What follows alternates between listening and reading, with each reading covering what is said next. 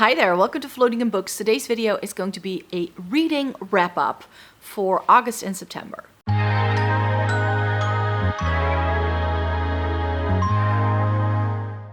Welcome to everybody watching today. Thank you so very much for joining me. Today's video is going to be me reviewing all the books that I read in the past 2 months. I think I last did a video like this at the start of August, and I was telling you at the time how I was really on a roll and I was reading a lot.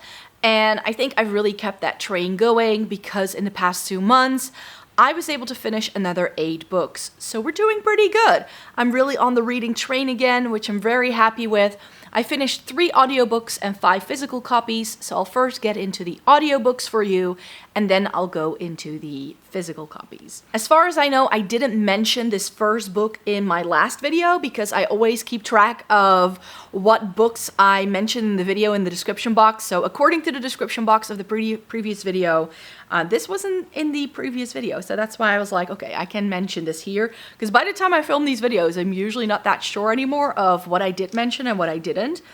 But the first book I actually finished was R.F. Kuang's Yellowface, and this is actually my very first read by R.F. Kuang. I have her Poppy War series, I have Babel, which I've been raved about, and I just haven't been able to get to it yet because I'm still in the midst of reading other series and then I end up prioritizing other things. It is my aim though to start the Poppy War before the end of the year. So that is an aim I definitely have, but it probably won't be until December that I will be reading that. So I was very happy to finally be able to read one of her books, even though it was on audio. This is everywhere over the summertime. I heard a lot of people talking about it on Book Talk, and I was very intrigued by this exploration of how the book industry works, but also how it's just not very kind to minorities, and also like cancel culture is very much a part of this book. So I greatly appreciated this book. I thought it was very insightful. I thought the humor was on point.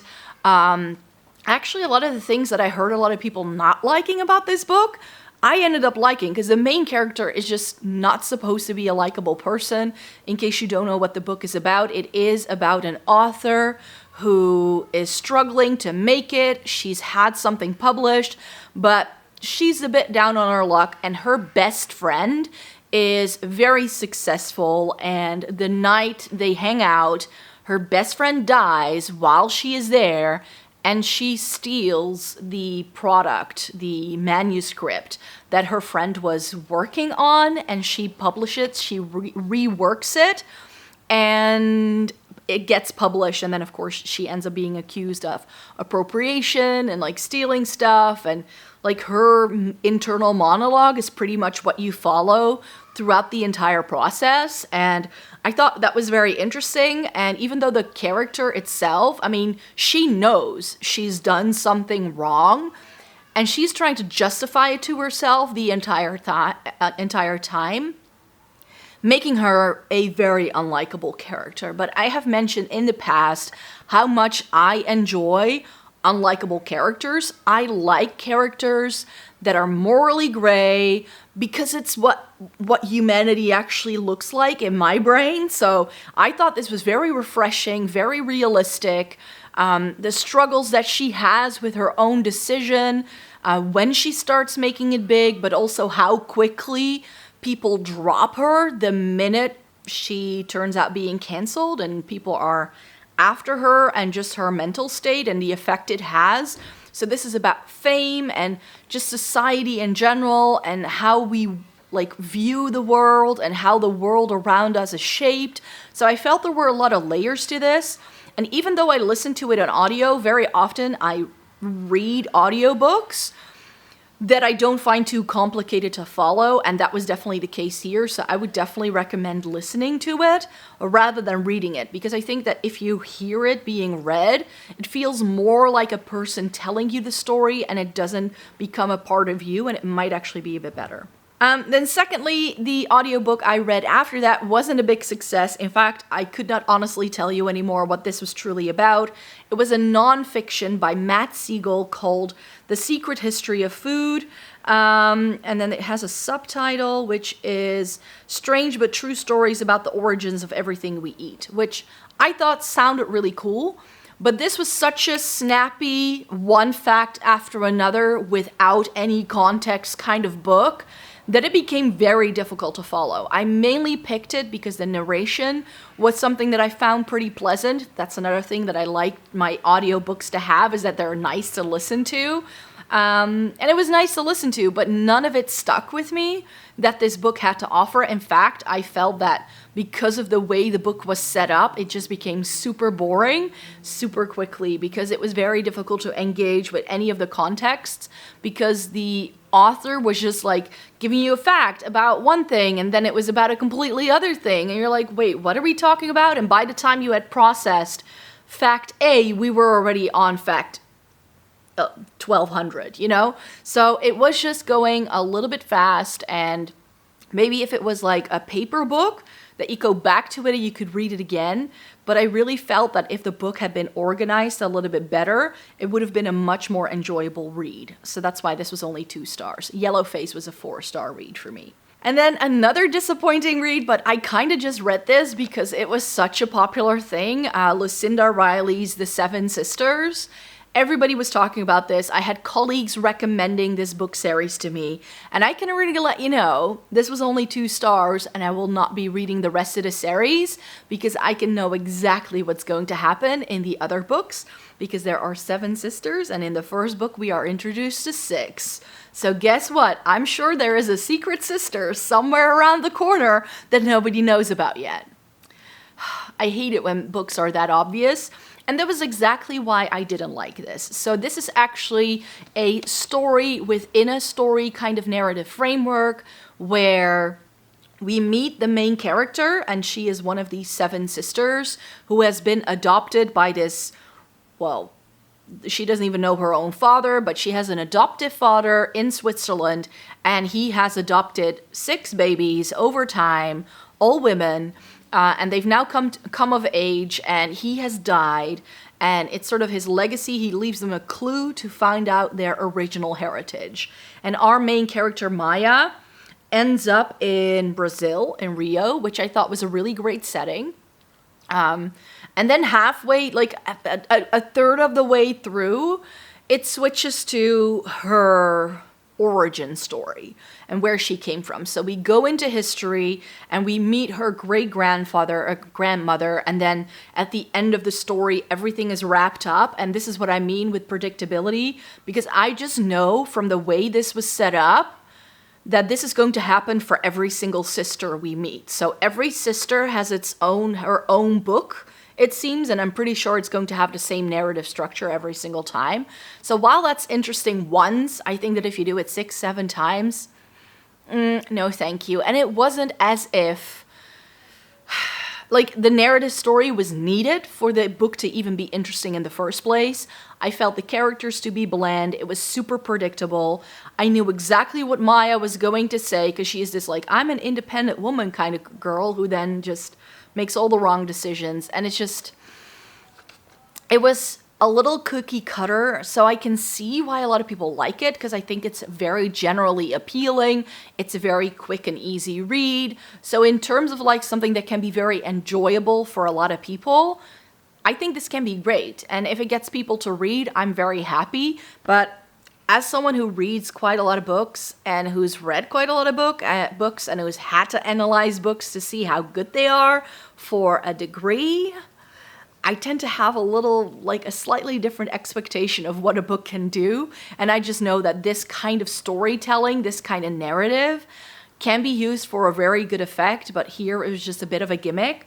And I didn't like it for that reason. So that's why I won't be listening to any of the other books from the Seven Sisters series by Lucinda Riley. I read one, I now know what the fuss is all about, and I'm not too fussed. Let me tell you that. Next up, we need to talk about the physical copies that I've read. So I've actually finished reading the second book in the Atlas 6 trilogy. I thought this was going to be a duology, but apparently there's a third book coming out. Apparently. The Atlas Paradox by Olivia Blake. That's the author. The first book was, again, very predictable. I didn't like the multiple POV we got in here. I'm usually not a huge fan of multiple POV stories. I much rather stay with one character. I kind of feel that multiple POV is a bit of a cop-out for writers who struggle writing books. That's the way I feel. And very often it's a very cheap narrative plot to investigate the storyline from different perspectives without having to stick to one narrator who may not know everything. But I like it when a narrator doesn't know everything. But because we get a multiple POV in here, you get one piece of the action from this character and then from that character. And I feel it just kind of makes for a very convenient line of storytelling. That being said, this was a 4-star read for me. I did enjoy this a lot more than the first one. The first one, I really felt, now in hindsight, that it was very much a setup of a lot of the things we've got going on in this. In this book, the world is expanded of the, what's it called again? The library that they work for, the Alexandrian Society, that's it. The initiates have had their first round of initiation. One of the members is gone. One of them should actually have been killed, but they couldn't do it. So there's all these ifs and buts, and there's just a lot more at stake in this book than in the first one. So that's why I liked it a lot better. We also get a little bit more about the, what's his name again? Atlas Blakely. That's who he is. I was like, Atlas is the first name of one of the characters.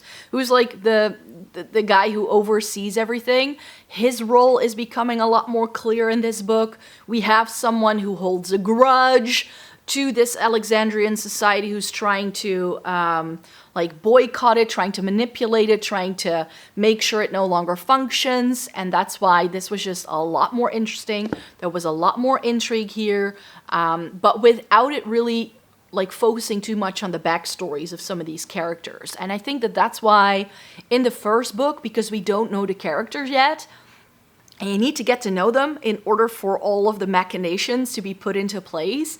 And I felt that here we didn't need that anymore. So the pace of the book was a lot better. It had a lot more going on plot-wise, I felt, too. And the characters just really came more to life. In the first book, I felt some of the characters were a bit whiny and a bit like just annoying characters. Annoying for the sake of being annoying and no other reason. Whereas here, their motivations and who they are as people are much more central to the story, and I just enjoy that a lot more. So this was far more enjoyable to me. I would really much still like to read the third one of this when it comes out. I don't know, I should look that up probably before sitting down to film these videos. But yeah, very often I just find things at my bookstore. I'm like, oh, there's a third book.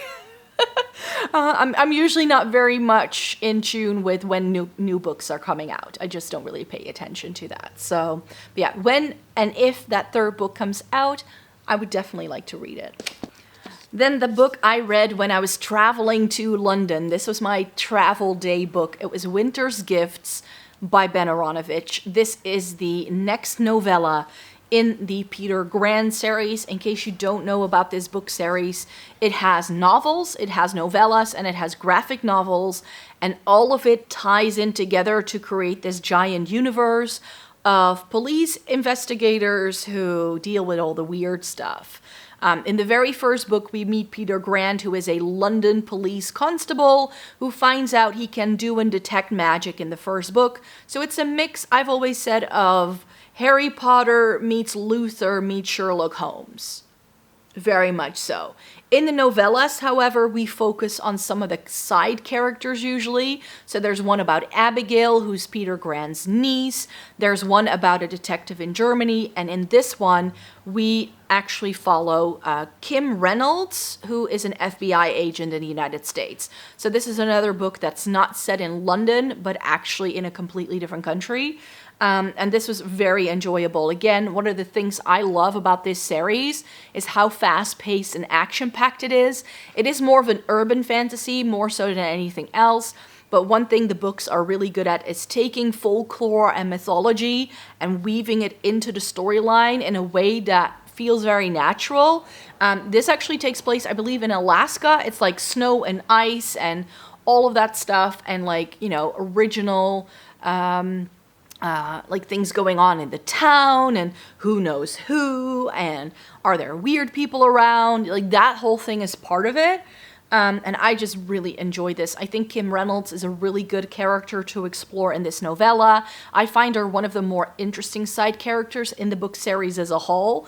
And as I was mentioning to friends of mine who had just finished reading this as well, I would very much like to see novellas from the perspective of the like the DCI in charge of the Peter Grant section. His name is Seawall, I believe, and he's like very skeptical and like super down to earth. So I would love to see him having to plunge headfirst into these like weird cases, because that's definitely what happens here. Because of all the snow and ice, Kim Reynolds is very much just like the only person there, and there's all these like very much horror show like creatures that are starting to appear and they're just mauling people to death and nobody knows why, and she starts to figure out what's going on. So yeah, that's what this book is actually about. It was very enjoyable.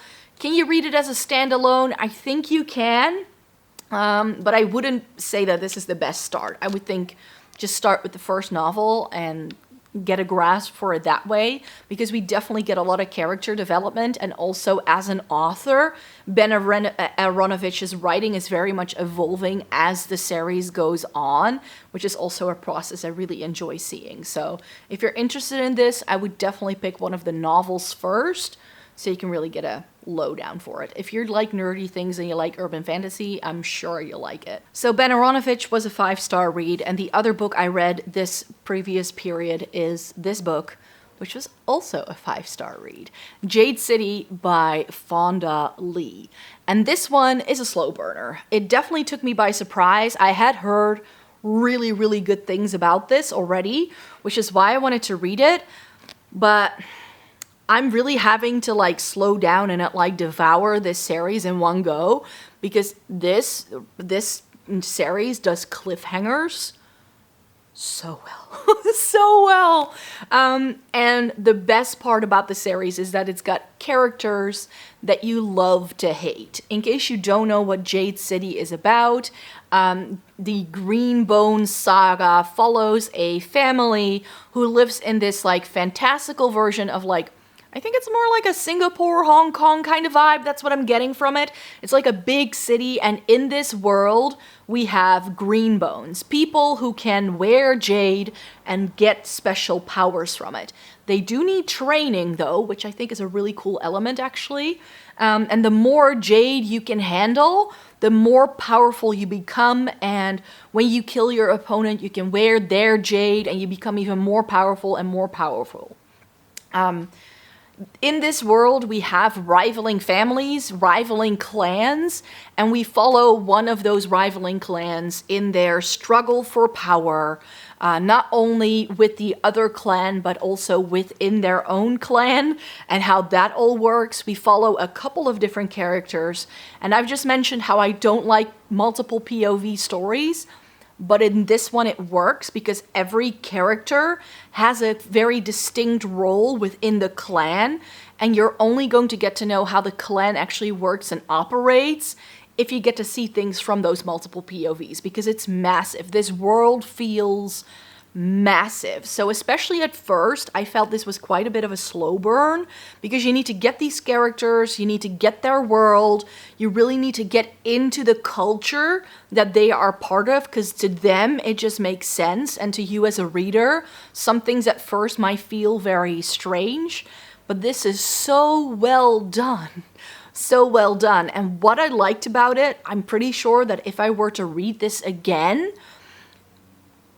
I would find new things in this book, because there are all these little nuggets, all of these little clues and hints everywhere that come together in the end. So you do need to pay attention. This is not a book you can just like skip through, and it was 500 plus pages, so this definitely took me a couple of weeks to read it, but it was so rewarding, and that's why I gave it 5 stars.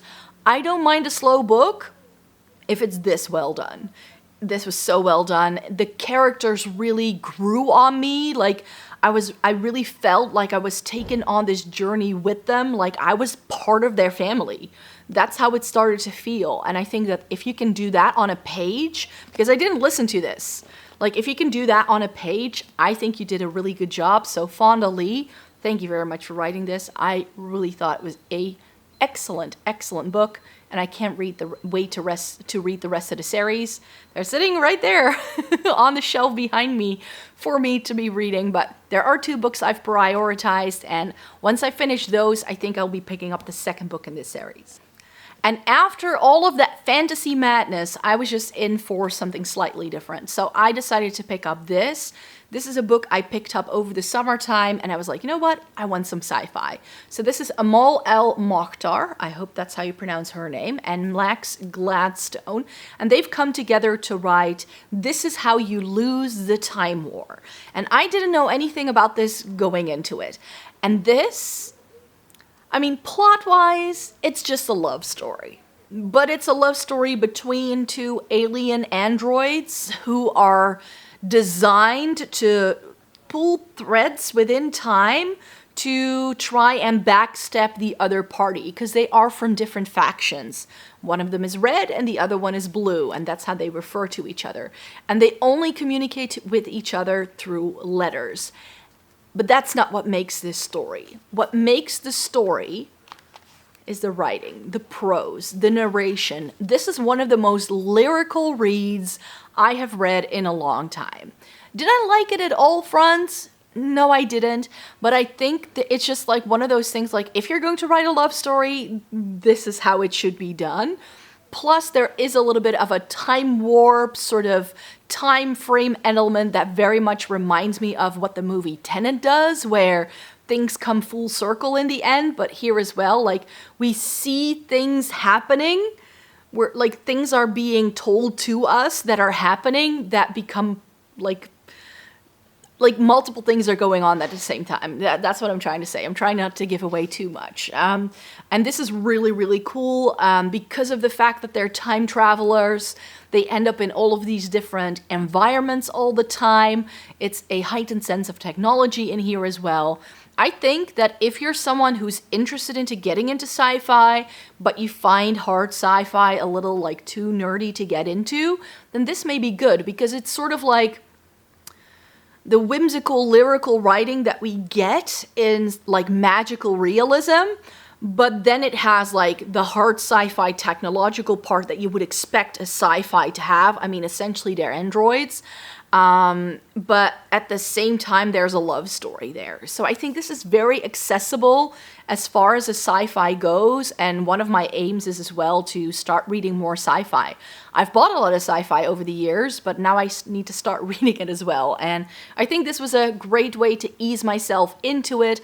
I did really enjoy this one as well. It was a 3-star read for me, because I'm not much of a romance kind of person. I'm not really into romance stories like this. But it was very enjoyable indeed, and it just 3 stars just alone for the writing itself. That's all you need to give 3 stars for. So I think there's more that could have been done here plot-wise, I think, though. So for me, if it had more plot, I think I would have liked it better. And finally, the reason why I didn't want to do my wrap-up any earlier is a 4-star read. It wasn't 5 stars before. I don't give up 5 stars that easily. But Oscar de Muriel's The Sign of the Devil. This is the 7th and final book in the Frey and McGray series. And I read the 6th one over the summertime, and I knew that this had come out. I couldn't find it anywhere, but then my local bookstore still had one left. So I was like, okay, I'll finish the series straight away. In case you don't know what the series is about, it's set in 19th century Edinburgh, and we follow 2 detectives who try to figure out weird cases.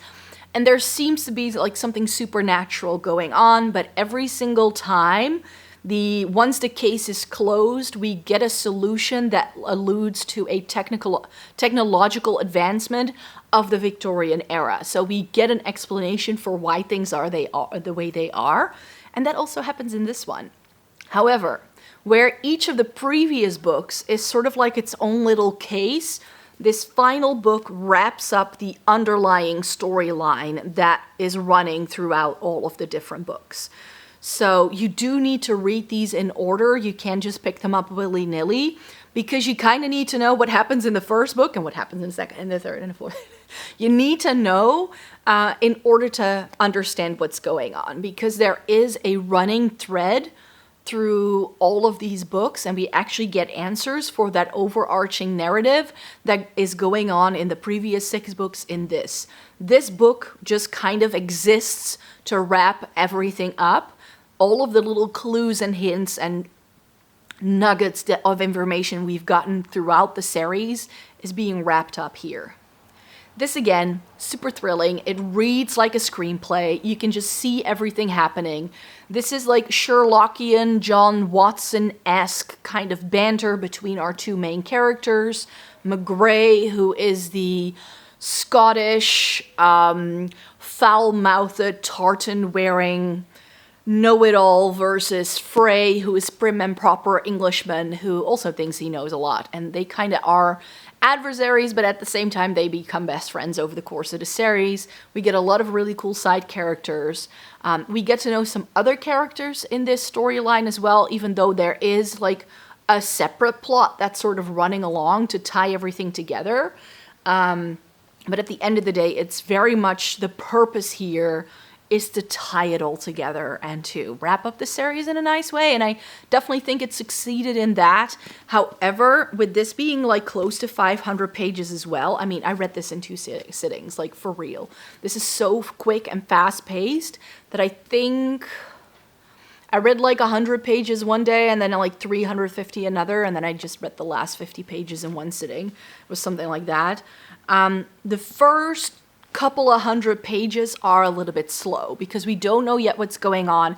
It's a little bit like with any detective case where we get the red herrings and we don't really know what's going on. And then in the second half of the book, the pace starts to pick up and we started to piece all of the clues together. And that's why it was such a fast read for me, because once I got going, I could not put this down. And that's been the case with me for all of the books in this series so far. I really enjoy these. They are incredibly great reads. I'm sad to see that this is now wrapped up, but I hope the author comes out with other things. Maybe he's got something else in the works. I don't know. Yeah, this was definitely a good, great wrap up to this series. It's not my favorite in the series, and I have been reading this as these have been coming out. So maybe at some point I should just sit down and read the entire series back to back to really see which one is my favorite. But I think it may be the one about the witches. Witches play a role in this too. So yeah, that's very much it for me for today. Those are all of the books that I read in the past couple of months. I'm already in the midst of 2 more books. One of them is already pretty much finished, and then there's 2 physical copies that I'm currently reading as well. So I've got a lot going on, so I hope to be able to do another one of these before the end of the year. That would be lovely. If we don't hit a slump anywhere around the next couple of months, that would be lovely. But yeah, so far I've finished 30 books this year, which I'm pretty proud of. I don't think I'm going to get my reading goal of 50, but it's never the aim to really hit it. It's sort of like something to strive for, but I don't really mind it if I don't manage, especially because I have been reading some heftier books, things that just take more pages to get through, that maybe are a little bit slower, and I feel that if I'm too focused on a particular reading goal, I'm less inclined to be reading those books. So if I can get to 40 while also having read bigger books that are slower paced, then I think that's just as good as a job done as if I've read 50. You know what I mean? So that's why I really hope I can read like another 10 before the end of the year, maybe get to 45. That would be lovely. But yeah, that's what I've read so far, and that's how my reading year is going so far. Let me know in a comment down below what you have been reading. I would love to know, and I hope you'd like to stay tuned for more bookish videos from me. I come on here once a week, so I'd like to stay tuned, but I also throw in some fashion as well as some food and other lifestyle-y bits on this channel. This is sort of like the channel where I do everything that's not makeup related. So if you want makeup content, please go over to my main channel, and I hope to see you somewhere on the interwebs very, very soon. Take care, everybody. Bye-bye.